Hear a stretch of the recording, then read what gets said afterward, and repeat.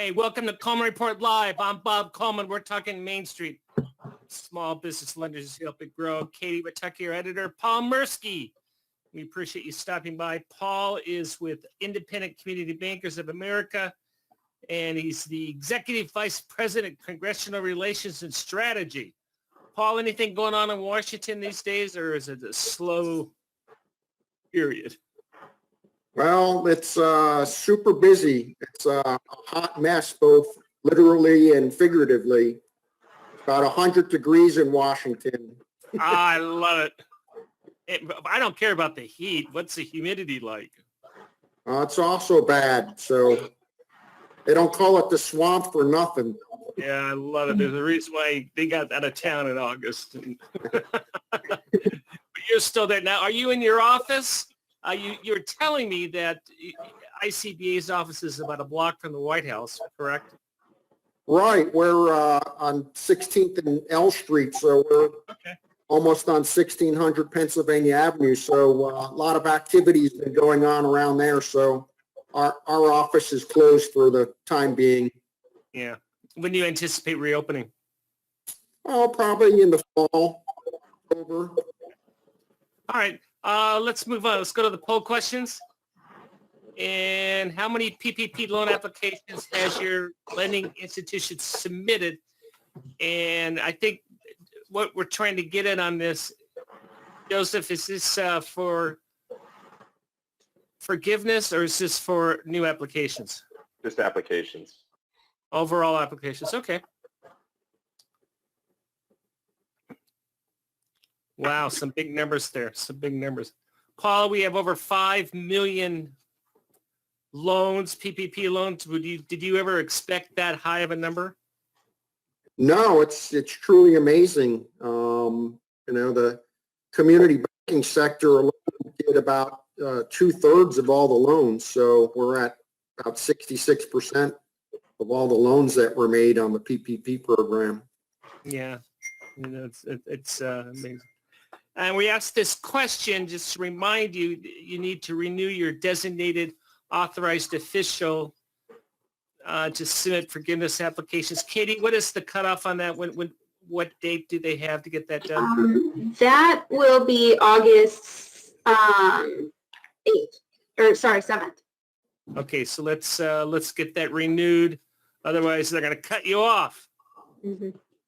Okay, so for those of you who are just Google the authorized official SBA notice and make sure you get that done. Yeah, because SBA's made it clear they're just going to go ahead and cut you off from E-Tran, which can't be pleasant. And there's an email. If you're not set up, you don't know what to do, there's an email. Just go ahead and send it to them, and they will respond to you. Last poll question. Have you made a referral to the Inspector General for fraud? How big of a problem is this in the press, Paul? It's kind of hit or miss. Someone bought themselves a $300,000 Maserati the other day with his PPP money, so that got a little press. Actually, that's a deal, isn't it? Aren't Maseratis closer to $500,000? I don't know. Good. Yeah, I'm glad to see it's only 1 in 10. Well, 1 in 10 is still high, but I'm glad to see that at least we're catching those 1 in 10. And for those of you who are well, that's good. Congratulations. All right, Paul, what's going on? Well, earlier this week, the Republicans in the Senate released a what's being called CARES 2 package, calling it the HEALS Act, HEALS Act. It was a series of 8 different bills cobbled together, addressing a lot of the original COVID stimulus items. Unemployment insurance. There'll be another round of direct checks to individuals, $1,200 checks. There's suggestions for altering the current PPP program rules and a new form of 7A program to help targeted businesses. So a lot going on. What I'll focus on is a couple key things that we're asking for, really related to the existing PPP program. There's a safe harbor in this legislation that will hold the lender harmless if they relied on the borrower certification on forgiveness. I think that's going to be very helpful. And two other pieces on forgiveness for loans of $150,000 and under, basically a streamlined paperwork where you don't have to submit tons of paperwork as the borrower to the lender. And for loans from 150 all the way up to 2 million, kind of a similar relief on forgiveness where you have to, keep those documents, but you don't have to submit all those payroll forms and utility receipts and all that to the lender. I don't think the lender wants all that paperwork. Really relying more on the attestations and certifications of the borrower. I think that's going to really help streamline the forgiveness process going forward. Great. What percentage of PPP loans fall under the 150? It's roughly about 85%. Yeah, I thought it. Yeah, that's what I had. I had 82. That's huge. Yeah, that alone would be helpful. And then I was even surprised and pleased to see in the legislation they streamlined the forgiveness even for loans over 150 all the way up to 2 million. So were you expecting that? Well, we've been asking for that for a long time, and until you see it in actual legislation, it's a challenge to get that in there. So hopefully now we can keep it in during the debates between the House and Senate and Republicans and Democrats and White House. So our goal is to get the best deal possible for the existing PPP loans, and then see if they could do a reasonable program going forward. The new proposed program is kind of a modified 7A with a 20-year up to a 20-year loan at 1%. Looking at the terms that were presented in there, it didn't seem like a very attractive program at first. So I have to look a little bit more in the details. And I'm concerned that, adding 2 or 3 new programs to what already is on SBA's plate, dealing with what they have now will be a challenge. Yeah. So SBA's, really challenged to keep up with the pace of forgiveness and all that now. Adding 2 new programs to the SBA's plate, I think is pretty ambitious. Paul, we're showing in our polls that people just are not embracing Main Street lending program. What is your what do you see out there? Well, that's correct. We had surveyed our membership and really just had a handful of bankers interested in engaging in that program.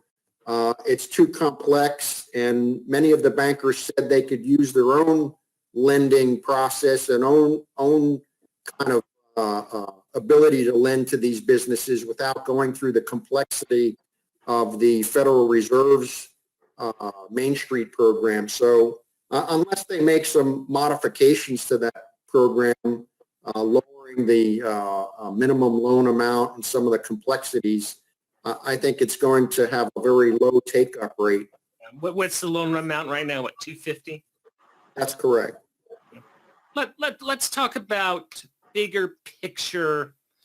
As you said, we have all these programs coming down, being proposed in Senate, Congress. We read these articles that are starting to creep in a little doom and gloom. Do you see these changes continue in the bipartisan fashion they have, or are we going to have some sort of hiccups in getting this done before Congress hits the beach? Right. Well, I always look at everything now through the lens of the November elections. We're probably 98 days away from a major election that will decide, who's in the administration, who controls the House, who controls the Senate. So as you get closer to that date, it becomes more partisan and much more challenging to get legislation done. And there's a serious debate here in Washington of how many more trillions of dollars can be thrown out on these programs. You know, the first 2 or 3 rounds of programs to address the coronavirus, there's probably a $500 billion or more that hasn't even been spent or used yet from those original programs. And here we are talking about, you know, maybe $1 to $3 trillion more. So that's a very robust debate right now. And I think if this current package gets over $1 trillion, I think you're going to see a lot of members vote against it. So Interesting. It's going to be you know, if some package passes in the next few weeks, it's not going to be what we've seen in the past with unanimous consent or a strong bipartisan vote. It's going to be pretty partisan. Start seeing some pushback. I believe Rubio was quoted as saying, "It's difficult for this legislation, but we'll get it done." Do you agree it'll be done? Oh, absolutely. Something has to be done, and there's, you know, some key factors in there with the unemployment benefits expiring, and you know, people relying on that. I mean, we still have very elevated levels of unemployment. We still have a lot of small businesses that are shuttered that are looking for help. So there'll definitely be another package. I think it's going to be a debate over the scale of that package. Great. Well, that's good news. I'm glad to hear that you think this will be done, and I'm sure there will be tweaks to it. And I want to talk about this Inspector General report. Joseph, I'm looking at our outline here, and we're going to have to hold a lot of this over. This is interesting. This came out yesterday. Paul, I don't know if you had a chance to read it. It said of the fraud, there were 5,000 suspected frauds, of which they're in 6 institutions. And I guess my question is, do those 6 institutions, I understand there's safe harbors and everything, but what type of exposure do they have? Well, that's why we're trying to get this safe harbor. As you know, to do these PPP loans, you didn't have to do a lot of underwriting or, you know, investigation. You basically relied on the borrower certification because they wanted to get the money out quickly, and it was put out quickly. So, you know, bankers should be held harmless for that because they didn't even have the opportunity to, you know, do appraisals and the standard underwriting was not part of this process. Oh, no personal guarantee. Yeah, right. Right. So that's why we're fighting for a really strong safe harbor. And, you know, my observation is that no matter what paperwork you required, if someone was intent on defrauding the program, they were going to defraud the program. So it's, you know, I think it should be treated similar to a tax return. You file your taxes, and it's up to the IRS to audit you if they think there's any fraud there. So right.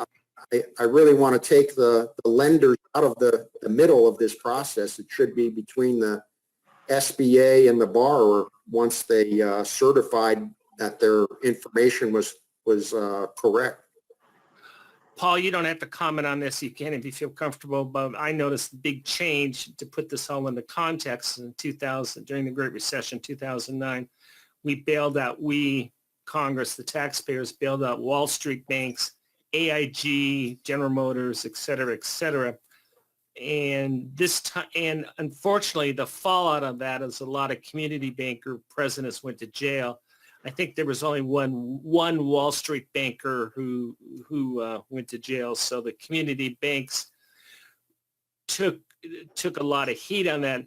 This time around, what I find interesting is they're getting out in front and they're putting out that, hey, if you're a borrower and they're going after the borrowers and you're going to commit fraud, we're coming after you.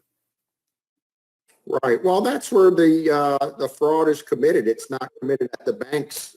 Thank you. The fraud is committed at the borrower misrepresenting their business or their loan application. Yeah.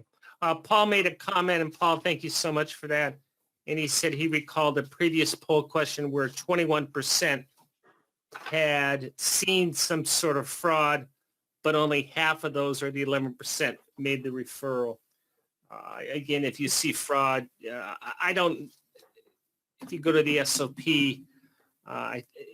go ahead and do an Inspector General referral. That's what you're supposed to be doing. Mm-hmm. Katie, I haven't had you.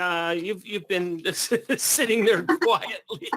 Well, Paul's got some great info, so I don't want to break in. And he's got some great insight. Anything else you want to add, Katie?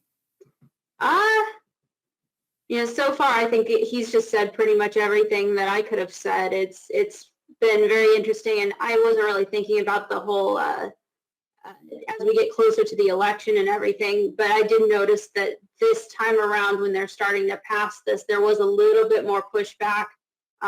So this does really need to get passed here soon, or we're going to see that more and more. Great.